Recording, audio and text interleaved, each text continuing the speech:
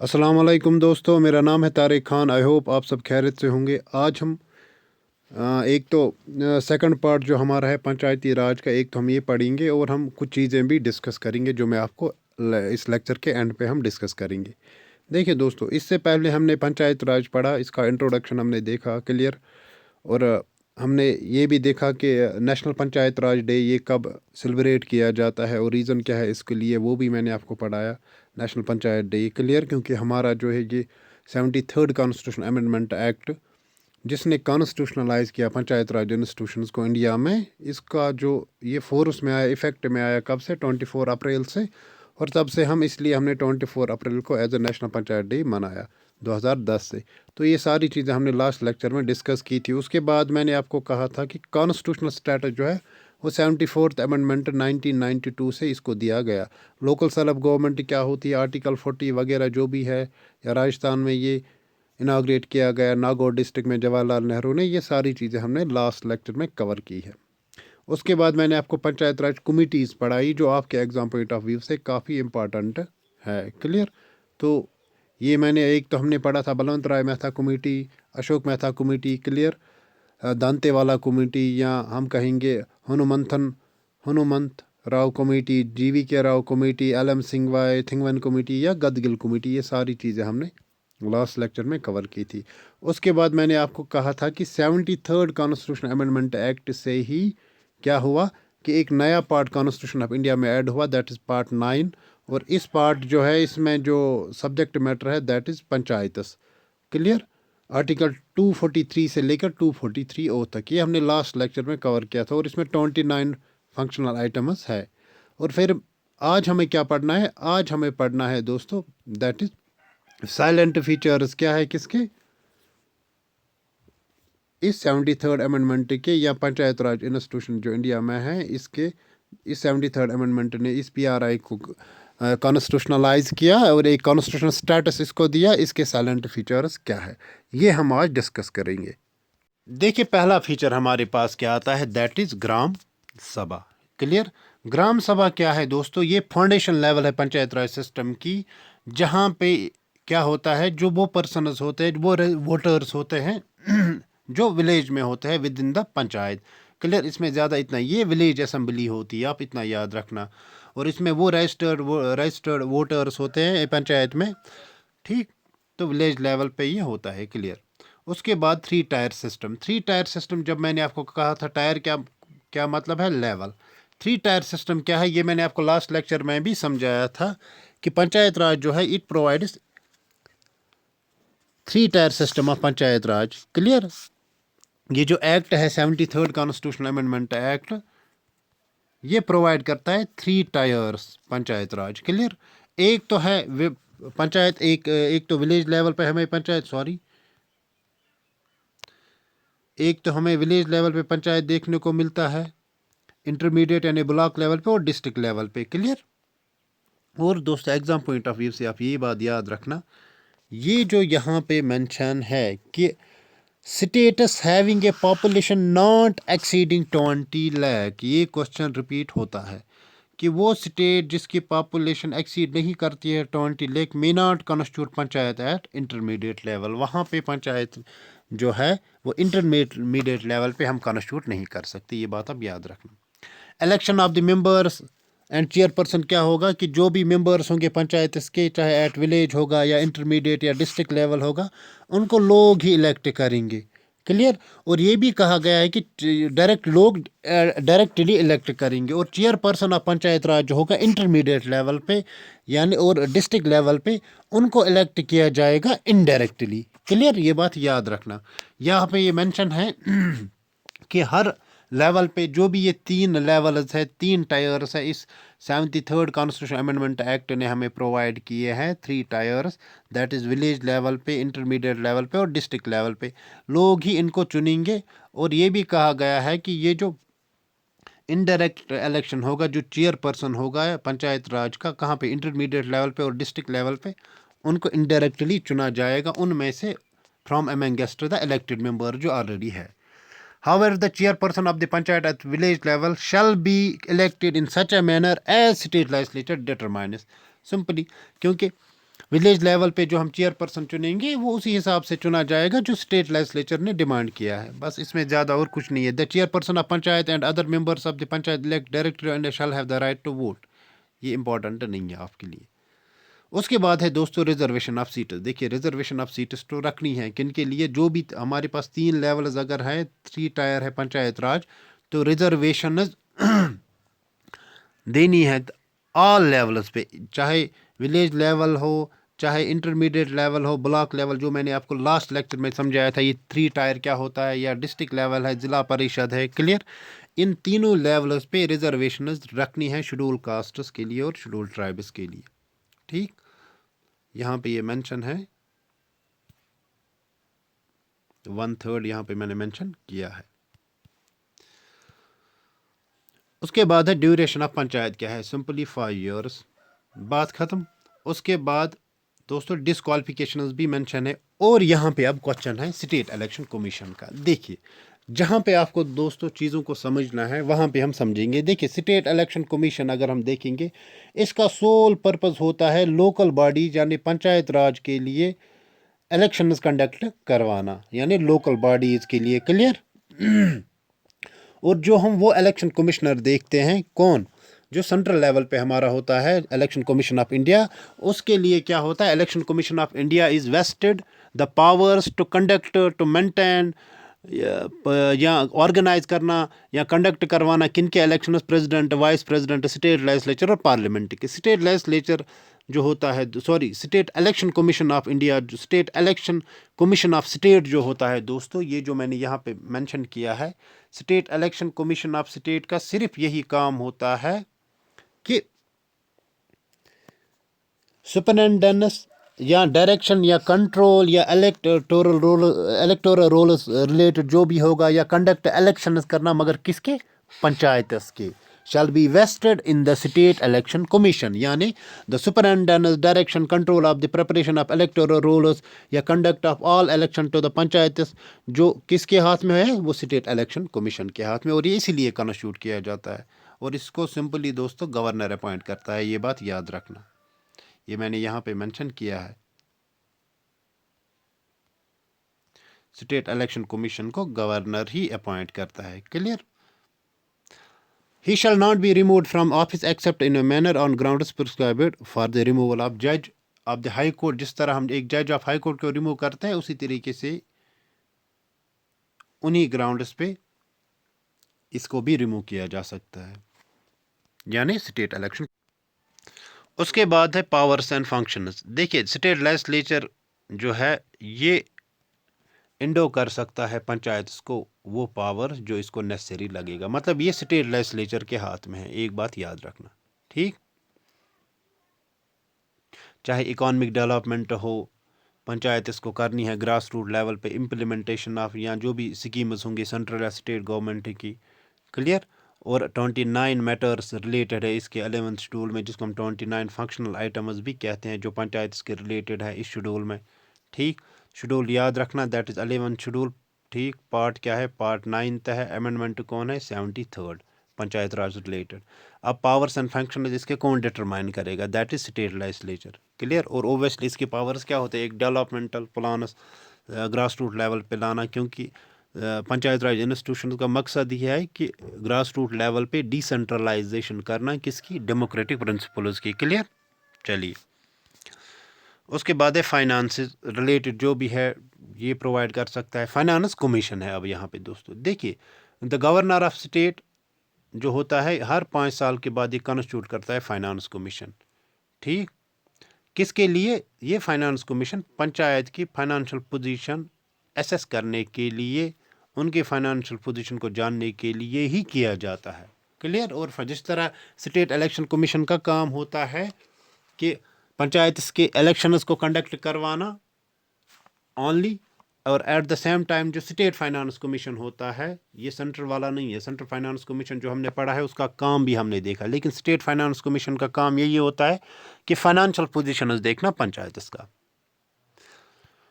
उसके बाद audit of accounts वो स्टेट लेजिस्लेचर ही करता है रिलेटेड टू पंचायत। अब है ये पीसा एक्ट। देखिए दोस्तों पीसा एक्ट क्या है, देखिए पीसा एक्ट जो है, पीसा का मतलब होता है provisions of the panchayat extension to the scheduled areas act 1996 जो मैंने यहाँ पे मेंशन किया है। अब इस एक्ट का मकसद क्या है? सिंपल इसका मकसद यही है कि जो प्रोविजंस या ऑब्जेक्टिव्स क्या है इस एक्ट के, कि जो प्रोविजंस ऑफ पार्ट 9 है, यानी पंचायत से रिलेटेड जो है, यानी पंचायत रिलेटेड जो भी प्रोविजंस है, यानी the provisions of the part 9 of the constitution which are related to the panchayat, ठीक,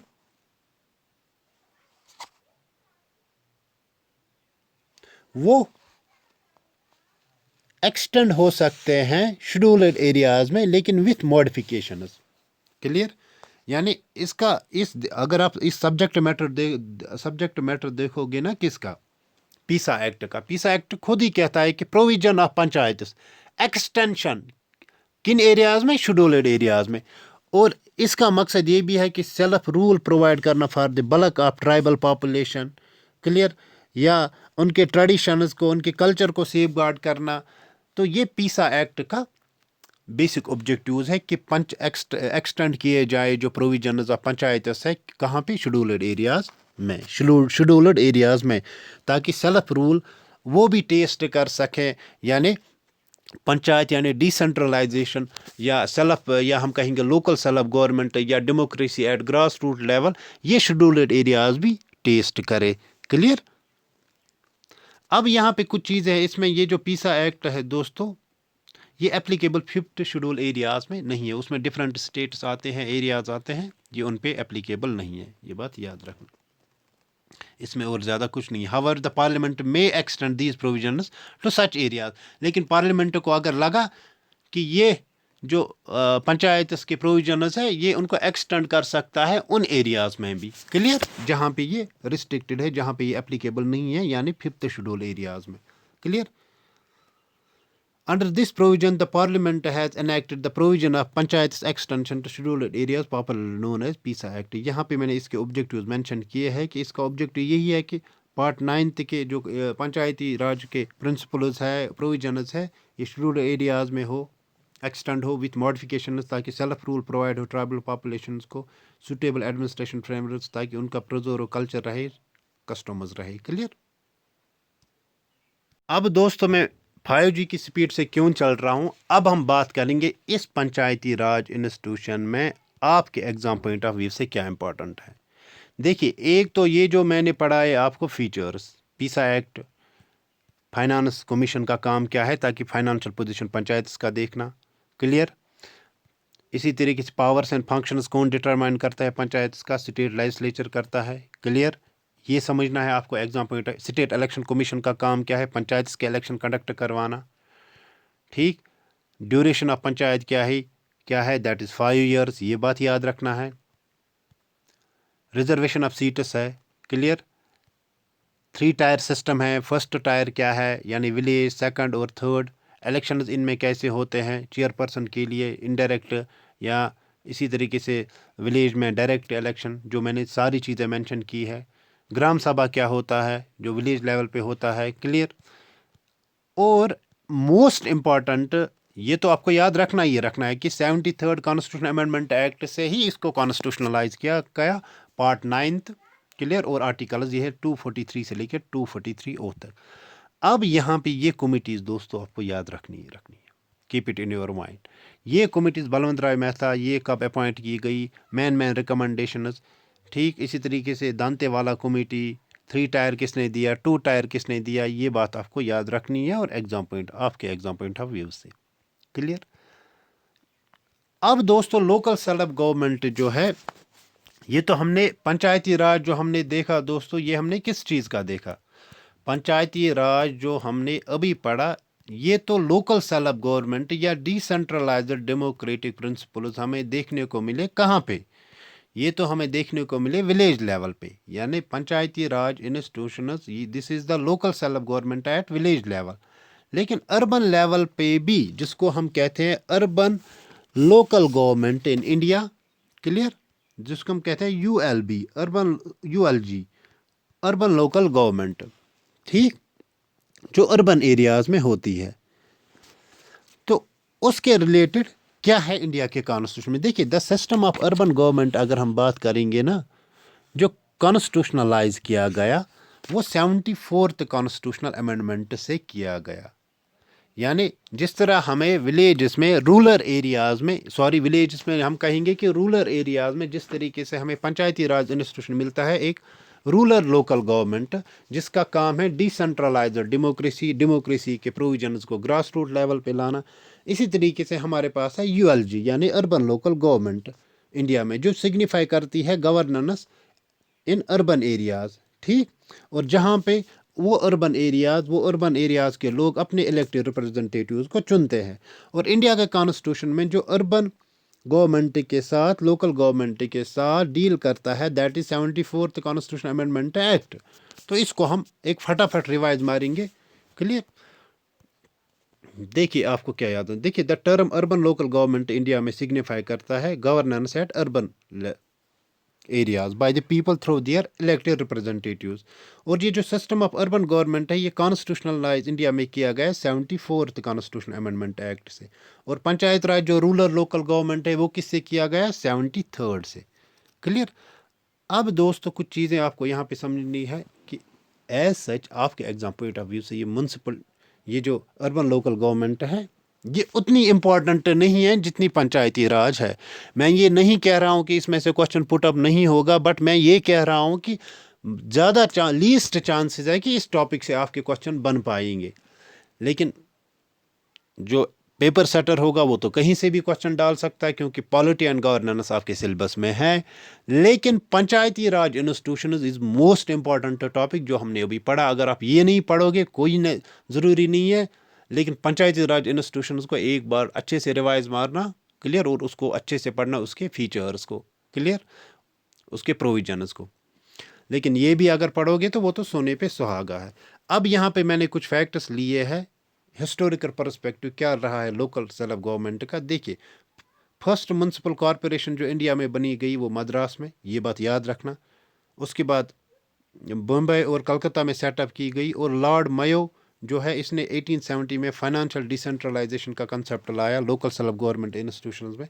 और most important point that is ये जो फोर्थ वाला पॉइंट है, लॉर्ड रिपन रिजोल्यूशन जो 1882 में आया, इसको कहा जाता है Magna Carta of local self government. दोस्तों कुछ भी याद मत रखो, लेकिन Lord Ripon resolution on local self government जो है इसको Magna Carta of local self government कहते हैं। और ये father of local self government है इंडिया में। बस ये बात आप याद रखना, ये फोर्थ वाला पॉइंट ये इंपॉर्टेंट है। उसके बाद 74th अमेंडमेंट एक्ट से क्या हुआ, 73rd से हमने देखा कि पंचायती राज हुआ। 74th से क्या हुआ, नया पार्ट ऐड हुआ, that's part 9th A constitution में, जिसका टाइटल है म्यूनसिपलिटीज़। और ये डील करता है अर्बन लोकल गवर्नमेंट से। और पंचायती राज के साथ कौन डील करता है, रूरल लोकल गवर्नमेंट से। ठीक, तो म्यूनसिपलिटीज़ के साथ ये डील करता है जिसको हम कहते हैं अर्बन लोकल गवर्नमेंट। इसमें ये प्रोविजंस है, इसको हम थोड़ा पढ़ लेंगे। अब इसके फीचर्स है, देखिए यहाँ पे भी 3 टाइप्स है। एक तो नगर पंचायत है जिसको rural to urban area transition. देखिए एक ये एरिया है, यहाँ पे अर्बन एरिया है, यहाँ पे रूरल एरिया है। ये जो बीच वाला है इसको कहते हैं नगर पंचायत। उसके बाद है म्यूनसिपल काउंसिल जो स्मॉल अर्बन एरिया होता है। ठीक, और म्यूनसिपल कॉर्पोरेशन जो लार्ज अर्बन एरिया होता है। ये 3 है। Nagar Panchayat which is the transition between the rural to urban, और म्यूनसिपल काउंसिल जो एक स्मॉल अर्बन एरिया होता है, और म्यूनसिपल कॉर्पोरेशन जो एक लार्ज अर्बन एरिया होता है। और जो भी मेंबर्स होते हैं ये डायरेक्टली इलेक्टेड होते हैं bye the people of municipal area, जो इस एरिया के लोग होंगे। और ईच म्यूनसिपल एरिया जो होता है ये डिवाइड किया जाता है टेरिटोरियल कॉन्स्टिट्यूंसीज में, जिनको हम वार्ड्स कहते हैं। ठीक, और स्टेट गवर्नमेंट ही प्रोवाइड करती है manner of election for the election of chairperson. फिर वार्ड कमेटी हमें इसमें देखने को मिलती है। रिजर्वेशन इसमें भी 1/3 है। क्लियर। और इसी तरीके से ड्यूरेशन भी इसका 5 ईयर है। ये मोटी मोटी चीज़ें आप याद रखें। Voting age 21 years of age of contesting election, sorry not voting age, it's age for contesting the election, that is 21 years of age. State election commission जो है, जो इसके इलेक्शन कंडक्ट करता है पंचायत के और अर्बन लोकल बॉडीज़ के, ये कौन करता है, स्टेट इलेक्शन कमीशन ही करता है इसके इलेक्शंस को कंडक्ट, यानी म्यूनसिपलिटीज़ और पंचायत के इलेक्शंस को स्टेट इलेक्शन कमीशन करता है। फाइनेंस वही सेम है, किस तरह पंचायत में ऑडिट और अकाउंट्स वही सेम पंचायत की तरह। अब टाइप्स ऑफ अर्बन गवर्नमेंट्स क्या है, देखिए म्यूनसिपल कॉरपोरेशन होता है, ये बड़ी सिटीज़ में होती है जैसे दिल्ली मुंबई में, क्लियर। इसी तरीके से यहाँ पे हमें मेयर देखने को मिलता है, क्लियर। जिस तरह जो बड़ी सिटीज़ होती है ना, उसको हम कहते हैं म्यूनसिपल कॉरपोरेशन, ठीक है ना। तो यहाँ पे हमें क्या देखने को मिलता है, यहाँ पे मेयर होता है, कौंसल होता है, म्यूनसिपल कॉरपोरेशन होता है जिसमें काउंसलर्स होते हैं जिनको डायरेक्टली इलेक्ट किया जाता है पीपल से, और कुछ नॉमिनेटेड होते हैं। तो आप ये बात रखना, म्यूनसिपल कॉरपोरेशन जो होता है, we have a mayor and we have municipal corporator, जिनको हम कॉरपोरेटर्स भी कहते हैं, जिनमें काउंसलर्स होते हैं जो डायरेक्टली लोगों इलेक्ट होके आते हैं। और मेयर जो होता है प्रिजाइड करता है मीटिंग, और हमें म्यूनसिपल कमिश्नर होता है यहाँ पे जो होता है चीफ एग्जीक्यूटिव, ठीक, और इसको अपॉइंट करता है स्टेट। फिर म्यूनसिपलिटीज़ ये स्मॉल एरियाज़ के लिए होता है, ठीक। यहाँ का जो प्रेसिडेंट होता है, यहाँ पे प्रेसिडेंट होता है, सीईओ होता है, एडमिनिस्ट्रेटिव फ्रेमवर्क जो होता है, काउंसिल जो होता है यहाँ का प्रेसिडेंट होता है, वहाँ पे मेयर होता है, और यहाँ पे सीईओ होता है, क्लियर। इसमें ज़्यादा, उसके बाद है नोटिफाइड एरियाज़, ठीक, इसको आप अच्छे से पढ़ लेना। टाउन एरिया कमेटी, ठीक, जो स्मॉल टाउन्स के लिए है। ये कैंटोनमेंट बोर्ड, यानी कैंटोनमेंट एरिया जो होंगे, जो सिविलियन पॉपुलेशन है वहाँ पे, क्लियर। यहाँ पे भी 5 ईयर्स है। तो इसमें दोस्तों ज़्यादा कुछ खास नहीं है। अब जिस चीज़ पे हमें बात करनी है वो हम डिस्कस करेंगे। अब एक्चुअल में जिस चीज़ पे हमें बात करनी है दोस्तों, वो चीज़ हम डिस्कस करेंगे। देखिए, आज हमने PRI पढ़ा ना, पंचायत राज इंस्टीट्यूशन, इसको अच्छे से पढ़ना। ये मैंने लास्ट लेक्चर में भी कवर किया था। एक तो इसमें आप कमेटीज़ पढ़ना, पहली बात ये। दूसरी बात, इसके फीचर जो मैंने आपको बताए, 3 टायर क्या होता है, क्लियर, एक बात। और स्टेट फाइनेंस कमीशन जो मैंने इस पे पढ़ाया, और स्टेट इलेक्शन कमीशन जो मैंने इसमें पढ़ाया आपको, क्लियर। ये 3 चीज़ें आप कवर अप करना, एक बात ही। उसके बाद म्यूनसिपलिटीज़ में आप ज़्यादा डीप नहीं जाना। म्यूनसिपलिटीज़ में जो मैंने इसमें फ़ीचर्स पहले कहे हैं कि लॉर्ड मायो ने कि कौन सा रेजोल्यूशन लाया, रिपन के रेजोल्यूशन को Magna carta of local self government कहते हैं, या इसी तरीके से म्यूनसिपल कॉरपोरेशन क्या होती है, वहाँ पे मेयर हमें होता है, ये चीज़। तो ये थोड़ा आप पढ़ लेना, बाकी इसमें से आप ज़्यादा डीप नहीं जाना। अब देखिए दोस्तों, अभी तक हमने क्या कवर किया है। अब आप ये सोच रहे होंगे कि सर ने आज हमें लेक्चर पढ़ाया मगर इसने ये 5G की स्पीड से चला। देखिए दोस्तों, पंचायत राज तो लास्ट लेक्चर में आपको मैंने कवर किया, जो इंपॉर्टेंट चीज़ें थी वो तो मैंने मार्क की, ठीक। म्यूनसिपल कॉरपोरेशन में जो आपके एग्जाम पॉइंट ऑफ व्यू से इंपॉर्टेंट है वो तो मैंने मार्क की। रेस्ट अगर आप और डीप में इसको पढ़ना चाहते हो तो ये वो ऑलरेडी नोट्स में मेंशन है, ये जब आपको मिलेंगे तो इसको अच्छे से रिवाइज मारना। और मैंने, आप टेंशन नहीं लेना, मैंने इनको जो वर्डिंग है इन नोट्स की, इन कंटेंट्स की, वो मैंने एक सिंपल प्रीसाइज फॉर्म में, एक सिंपल लैंग्वेज में, जब आप पढ़ोगे एक लाइन तो आपको उधर ही समझ आ जाएंगी चीज़ें। आपको सोचने और समझने की इसमें ज़रूरत नहीं है, क्योंकि ये सिंपल वर्डिंग है, सिंपल वोकैबुलरी है, ठीक। अब यहाँ पे जो इम्पोर्टेंट है, क्योंकि मैं नहीं चाहता कि आपका लेक्चर ज़्यादा स्ट्रेच हो जाए, क्योंकि आपको बाकी चीज़ें भी पढ़नी होती है, तो इसलिए हम यहाँ पे कुछ चीज़ें डिस्कस करेंगे। देखिए, अभी तक हमने क्या पढ़ा, एक तो हमने हिस्टोरिकल बैकग्राउंड पढ़ा, ठीक, सॉरी, एक तो हमने पढ़ा मेकिंग ऑफ कॉन्स्टिट्यूशन, एक चैप्टर। फीचर्स हमने पढ़े 2 चैप्टर। प्रीएम्बल हमने पढ़ा, क्लियर। इसी तरीके से हमने पढ़ा, प्रीएम्बल हमने पढ़ा। उसके बाद हमने क्या पढ़ा, हमने यूनियन एंड इट्स टेरिटरीज पढ़ा, ठीक, हो गए 4। 5th हमने पढ़ा सिटीजनशिप। 6th हमने पढ़ा फंडामेंटल राइट्स। 7th हमने पढ़ा DPSPs।